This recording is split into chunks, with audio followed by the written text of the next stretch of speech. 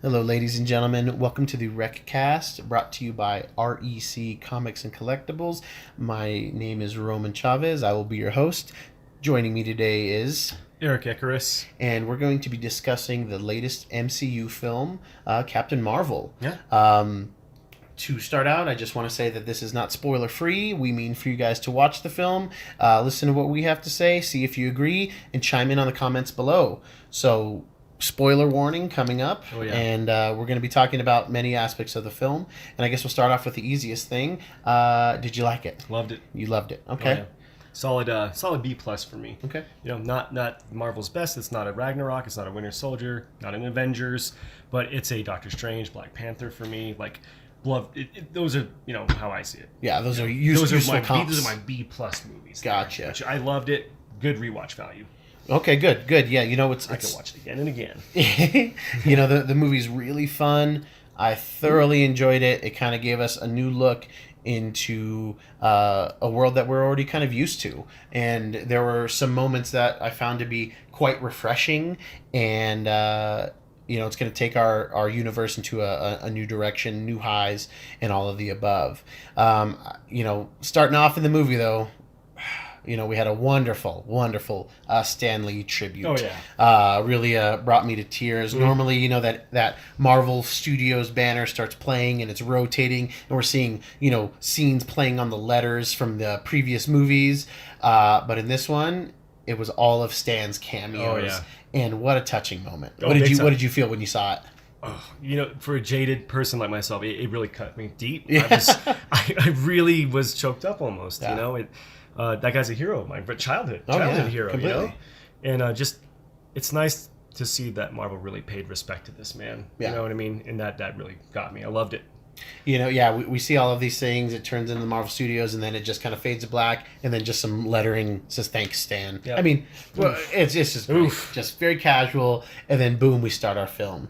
I think something that we were all looking forward to was seeing Coulson being brought back to the MCU. Time. Yeah. A young Coulson Yes. and a young Agent Fury, not Director Fury, Yep. but young agents Coulson and Fury. Sam Jackson and Clark Gregg reprising their roles. I was happy to see him. I watch Agents of S.H.I.E.L.D. You don't. I don't. So I get Coulson all the time, but I don't get my Coulson fix that often. So for me, it was amazing to see him again, and just bright spot. And the thing that was cool is they didn't overuse him. I think I think they used. I could have used a little more, They didn't overuse him, which was great. Yeah. I would like to see some more films with a young Coulson, Sure. or even just like a short film on a DVD, Blu-ray extra, Like something what we that. used to get, right? Yeah, those Marvel digital shorts, Marvel one shots, I believe. Is I what would they kill called for them. a Fury Coulson like buddy cop thing. Oh, yeah. 15-minute short for that. That'd be amazing. Have Happy Hogan show up at some point there as you well, go, and right? just see where the yucks take us. This movie has so many motifs and so many storylines that it's set up, and honestly, I gotta tell you, the thing that really floored me about the film was, again, spoilers, they kind of flipped my perception of the Kree and the Skrulls. Oh, right. Yeah. In the comic books, the Skrulls are kind of the more evil empire, so to speak. The Kree are no angels. They have their hands can be just as bloody, but the Kree end up helping the Earth against the Skrulls in the comics. Well, in this movie, it appears that the Skrulls are the victims here, that they have been persecuted by the Kree, and they've tricked our leading lady, Veers, Carol Danvers, Captain Marvel, into kind of like helping them try to eradicate the Skrulls. Yep. But she ends up kind of empathizing with them and sympathizing with them. It knocked me out of the park because I don't get surprised in comic book movies very often. I'm a huge comic book fan. I've been reading for 27 years. And, the Skrulls are always the bad guys. They're always. They're the bad guys. And we kind of get to see that from this movie, where they feel, the Kree soldiers we see, they feel they're doing the right thing, exterminating the Skrull. Right. But turns out, man, these people are just displaced, disenfranchised, refugees, and they're being like exterminated. Yeah. So it's pretty scary, and it kind of changes my thoughts on where the film universe may go. Oh, for sure. I would have bet you $1 million that we were going to Secret Invasion for sure. Time. Oh, yeah. And I think that we will. Secret Invasion is a comic book in which the Skrulls infiltrate every level of our government, superheroes and whatnot. But we may not get that. But we'll come back to that towards the end. Time, yeah. Yeah. What was your favorite part? Oh, I'm trying to parts. Parts. Let's go parts. Okay. Again, Coulson Fury stuff. That was one of my favorite parts. The Stan cameo was great. Yeah. Okay. He's reading Mallrats. Yeah. Of all things, that's amazing though. And we're big Kevin Smith fans here too. Yeah. And I bet you. Kevin cried extra hard when he saw that. Oh, yeah. Stan reading the Mallrats script for his cameo. I mean, what a touching and beautiful nod to a man who loved Stan Lee like a father. Sure. And to see Stan reading his script in a Marvel film has got to put him over the moon. Yeah. This probably to him means more than anything else. Oof. But as far as the story itself, what did you like about the story? Oh man. I've only seen this once, so it's kind of I'm trying to go back in my head and remember this. So, I really like the what is the main Skrull's name? The main Skrull's Talos. Yeah, he was our Skrull leader, played by Ben Mendelsohn. Yeah. Ben Mendelsohn's we've been seeing him in a lot of movies recently. He was in the last Star Wars saga film, The Last Jedi. We've just been seeing him around. He's a guy's fantastic British actor. Oh yeah. What did you like about him? I initially seeing him as the villain. Yeah, it was great.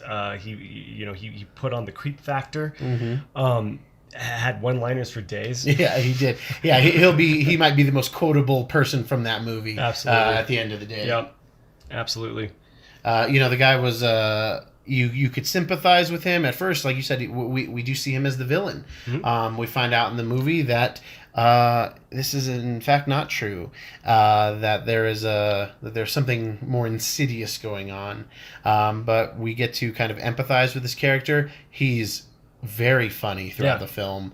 Like you said, one-liners for days. But then we also get kind of a tender side of this villain. Oh, for sure. Just the we get to that scene up in the space station, and you see he's a family man, and he's just trying to do right by his people and his family, and that just tugs at the heartstrings. It really does. It does, and that's what. The more DC hardened people don't seem to understand is that you have to relate to your villains. Mm-hmm. Oh, and we've seen it with Loki, we've seen it even with Ultron, I believe, and we're seeing it with Thanos. But then we also see it with Talos, that he's he has to be in charge when he's in charge. He's also can be fun. He can also be reasonable, and he's got a wife and kids. So they've given us no reason to hate the Skrulls at this point. But one of the big kind of the big twist for me as a comic book fan is having that Skrull and Kree switcheroo, right? Where in the comics we usually kind of side with the Kree. They tend to side with humanity more often than not. But in this one they're persecuting and exterminating what's remaining of the Skrulls, because apparently the Skrulls wouldn't bend the knee for our Game of Thrones fans. And they're using the Accusers, which we get to see Killer Ronan cameo. We get to see Ronan back from Guardians of the Galaxy. Sans his makeup, his skyliner. Yeah, before he went real emo in the Guardians movie. Yeah, so we get to see that the Accusers are just eradicating places when they're coming for Skrulls. Like if there's Skrulls on the planet and the Kree kind of ground forces can't handle it, can't eradicate them, they just rain hellfire from above. And that's pretty rough. That's pretty rough. Did you like that twist though? I did, making them just more of the. I did and I didn't. So the reasons that I did enjoy it is because I wasn't expecting it. It's hard for me to get surprised in Marvel products anymore because I've been reading comics for so long that I always feel like I have a really good inclination where things are going. Oh yeah. So I would have bet you $1 million that we were turning right. Right is where we're going. This is where we're going. And then when I wasn't paying attention, they turned left on me. So I don't know what this has, implication wise for the rest of the Marvel universe, because the reason that I could dislike it is because I really thought we were hardcore going for a secret invasion. That's what I wanted. Secret We could Invasion. still get it. We could still, but Secret Invasion is the comic book story where the Skrulls infiltrate Every facet of the U.S. government, of superhero teams on Earth to try to take over.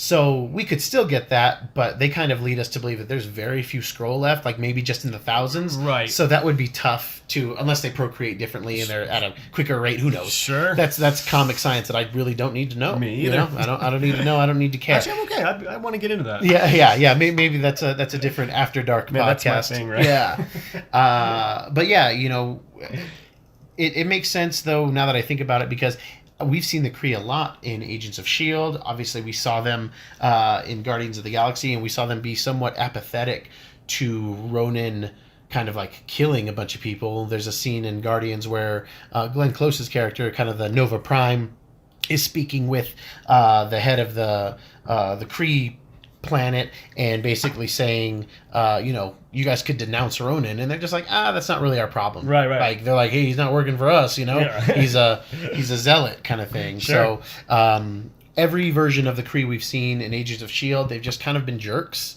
So this made sense, and I wasn't expecting it, even though the writing was on the wall. So Totally. for me, it was really, really nice to get surprised by a Marvel film Sure. again. Yeah. Talking about flip-flopping, they did another. Did you enjoy the gender bending flip-flop they did with Marvel? Oh, yeah. So in the comic books, for some of you that don't know, Captain Marvel, or Marvel, is actually a man at first. And in the comics, he's a Kree scientist that kind of falls in love with Earth to an extent. And he's masquerading as a scientist in the military, in the Air Force, known as Walter Lawson. And in the movie, Annette Bening plays Dr. Wendy Lawson. Right. So they kind of... And it makes total sense. It has no bearing on me whether or not Marvel is a man or a woman, No. because the character was still true to the source material in how he and she seem to be. Good heart, thoughts in the right place, kind of thing. So I had no problem with that kind of switch, and it makes it a little bit more palpable for what this movie I think is trying to do. Sure. It is trying to have girl power. It's not beating you over the head with girl power, but let's not leave any room for interpretation where it's I need a man to become Captain Marvel. It doesn't matter who Marvel is. No. It matters the message. Right. The good.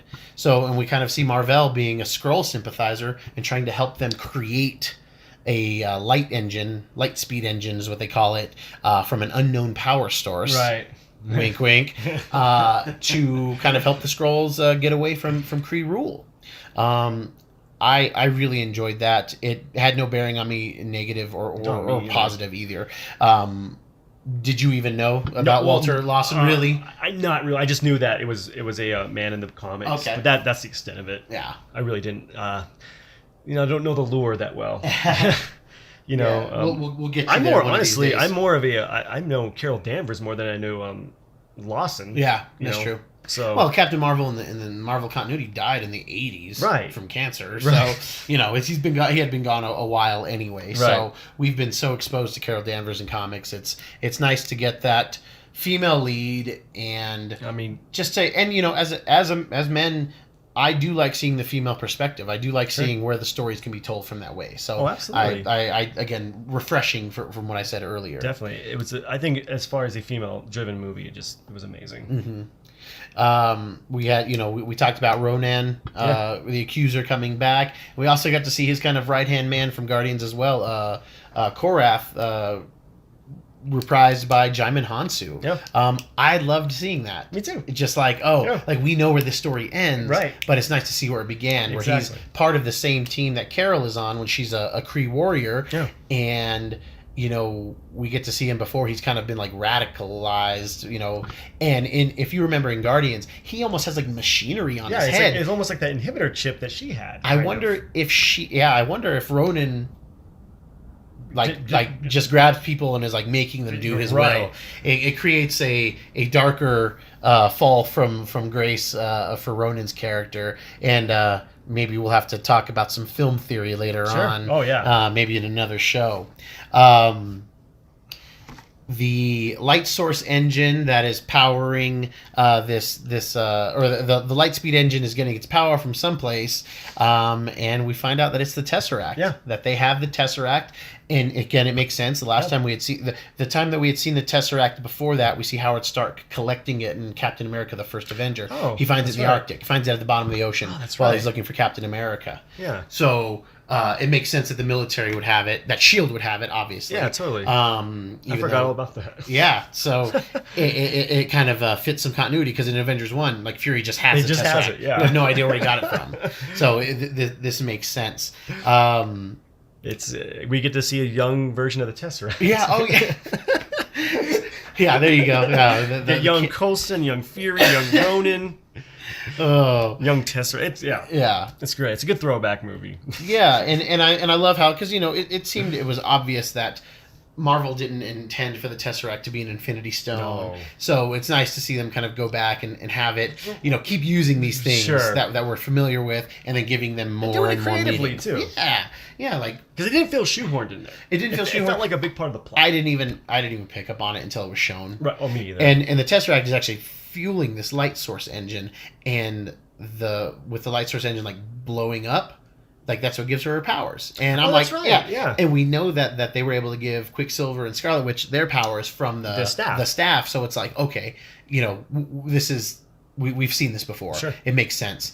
And man, the power level on this chick is amazing. Is amazing. It looks beautiful. Looks so cool. It looks cool. And when she gets the whole uniform on with the helmet. Oh yeah. That was so cool. Gave me chills. Me too. Gave me chills. That was another hair-raising moment for me. That gave me the goosebumps. Made me want to cosplay as a Star Force member. I thought that the costume was awesome. So good. What do you think about Carol kind of siding with the Skrulls, wanting to help them, and then leaving Fury that pager? Oh right.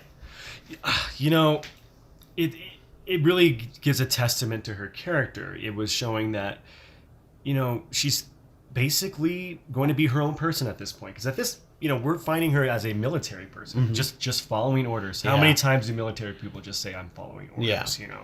They don't want to do this, but then she finally is like, "I've got to do what's right and check these scrolls." Yeah. It's because Wendy, Marvell was like, "Oh, I'm like fighting a shameful war." She's like the Oscar Schindler of the MCU. Oh, Jesus. And that's big props to her. Yeah, seriously. you pulled it off, Annette Bening. You pulled it off. That's right. The power that Marvell has, after watching Infinity War, they're saying that she's going to be a game changer. Seeing her fight at the end against Ronan and the Accusers, that power level is insane. It's pretty cool. She takes out those missiles. Oh. One of the things that kind of that kind of hurt the movie was how the music played into the film, and that was kind of a glaring moment for you, right? Oh man, so, don't even get me started. So in Guardians, we like that 80s style music, and it kind of accentuated the film and was almost like another character to the roster. Oh yeah. But in this one, man, that 90s motif, they want you to know it's 90s. I'm surprised that we didn't see the Fresh Prince of Bel-Air walking around in the background. We didn't see her slamming some Surge. Yeah, it was just, oh man, it was too much. And in that end fight scene in particular, what was it that bothered you? Okay, this should be a moment where we get her score, her character score, and then we get No Doubt's just the girl kicking in. And for me, it just undercut the whole scene. Yeah. That should be a triumphant moment, and it was just too on the nose. Yeah. I want, how we have the Avengers theme, when there's something big is going to happen, something heroic. I wanted her theme to play there. Yeah. And you're giving me just the girl from No Doubt, and for me, it really kind of pulled me out of the scene, but it was still cool, still looked amazing. It just was like, just that was one ding for me. I did not care for that. I love No Doubt, and I would have I think I would have enjoyed it more if, like I said, if every moment of the movie, anytime there was a transition change, there was a 90s song. Sure. We have Don't Go Chasing Waterfalls. We have oh God, I'm trying to remember the list of 90s. It was too many to think about. There's Smashing Pumpkins in there. There's all kinds of stuff. Had it been used more sparingly, I think it would have made more sense. Absolutely. And I would have liked that moment for me in the film the woe is me moment where she's kind of rising, where she's, realizing who she is, to kind of have that soft Avengers theme play Right. there, but then it go into just a girl. Okay. I'm fine with that because it fits the time, it fits Sure. what they're trying to do, but they just tried to do that too much. Too much, and even when we had that motif of her falling down, getting up, I was Mm-hmm. waiting I was waiting for tub thumping to come on. Oh yeah, oh Jesus. Yeah, that But that scene's amazing. it is. When we're seeing her, through the different times in her life, how she fell and how she get rose up. from that. I just really enjoy that. It was inspiring. That was my hair raising moment. Yeah. Legit, first one, just because it just doesn't pertain to women. That's a universal feeling we all have. Yeah. We all fall. You Yeah. know, we all know what it's like to be humiliated. See, and right there, that's where you play the Avengers theme. You have Yeah. that go on. Oh, yeah. You have her, remembering that stuff, and then when she puts on the helmet again, Yeah. or when she goes binary, it's just a girl. I'm Oh, fine yeah. with that. I'm fine with that. Yeah, there's a way to I would do it. feel better about There's it. a way to do it. Fair enough. It's not for everybody, I guess. We have our obligatory mid-credit scene at the end of the film, Yeah. and it's basically just like a minute from Endgame. What was your chill level? Mine, 10 goosebumps 10 on plus, goosebumps. 10 oh plus. my gosh, right? I cannot wait to see this movie. And I love it, and I didn't even pick it up until you said it. That when we see Captain America and Black Widow and Bruce Banner, and they're working with the pager, Yeah. trying to figure out what Fury was doing with it. They don't know who it's calling, what it's calling, and then it shuts off. And they're like, well, it still has power, but it shut off. Cap's telling them to get it back, and then we see Captain Marvel there. We see Carol there in a new costume, asking where Fury Where's is. Fury? I'm getting chills thinking about Oh, it yeah. right now. Right now. Oh yeah. What's your excitement level for Endgame to see her again? Are you ready to see her again big already? time. Yeah. She, in the last couple of years, Marvel's just been introducing amazing characters. Black Panther, Captain Marvel, Ant-Man to a lesser extent, Doctor Strange. Mm-hmm. I'm excited to see this new batch of Avengers start playing with the old Avengers. It's going to be amazing. Do you think we're going to get a fight with Captain Marvel and that Yes. group of Avengers? No. That group of Avengers. Oh. She just shows up, and then Wouldn't be much of a fight. It wouldn't be much of a fight, 'Cause except for some reason Cap will figure it out. Or is Thor there? Because that might. Oh, Thor would be there. Yeah, Thor Okay. would be there. Then maybe. Yeah. I want it though a little bit. Me too, Just I to do kind of too. set her power Sure, level. they to see kind of what's like, up. oh man. Yeah, because he'll have Stormbreaker. I don't know. That's going to be a pretty crazy fight. Yeah. The movie was great. I think we need to embrace this idea and get used to the fact that we're not going to have Tony Stark and Steve Rogers No. and Thor. Thor most likely in the future. We got to So, start being open-minded about these new characters, Yeah. and they are great. Yeah. They're all these last few movies Marvel's done. It's been amazing. Yep. I'm excited to see where they're going to go with this. Agreed. Yeah. Agreed. I'm very concerned that we're not going to get the Secret Invasion that I was hoping for. either, yeah. But It's a good spin. we're seeing maybe these scrolls are really nice, but the other ones they're not so nice. They're the Right. more fanatical, radical Sure. ones. So I would like to see the sequel take place in space. Maybe excuse me. Maybe have we see the war between the Kree and Xandar, that we know that there's like a peace treaty in Guardians, Yeah. and then that's what makes Ronan splinter off, Okay. and is it Xandar, the Skrulls, and the Kree Yeah, all yeah. fighting? Is she the reason that the Kree and Xandar kind Have of that make a treaty? right. It's Wow. it opens up a lot. I want to see that. I want to see what makes Ronan go radical. More even what makes Korath go radical, because he seems to be pretty much like, I'm here to do my job. Right. You Following know? orders. But yeah, I'm ready for more. Hell yeah. We're only about 6 weeks away, roughly, from Endgame, so we're going to be getting it pretty soon. Oh yeah. What did you learn about yourself when you watched this movie? No matter your gender, you just you got to take what's given to you and run with it. Yeah. You can have all the power in the world, but if you don't know who you are as a person, you can't do anything with it. You have to be a good person to wield huge power. You went deep on me, bro, because I was like, I learned that I don't care about cats as as flirkins or For the record, what have you. That was one of my favorite parts. For the record. Yeah. Well, I loved Goose. Oh my gosh, Team Goose over here. Did nothing for me. Before I went and watched it, Roman is telling me, oh, they wanted it to be something. Yeah. They wanted that to be Rocket. yeah. Or they wanted to be Rocket or Groot, and it did absolutely nothing for me. Oh yeah, that's Groot for me. That's the Groot for me. Because the end credit scene is him throwing up the Tesseract, which actually helps us a little bit with our continuity because Sure. you kind of wondered like where the Tesseract had been. So yeah, I don't know. We'll come back to that, I guess.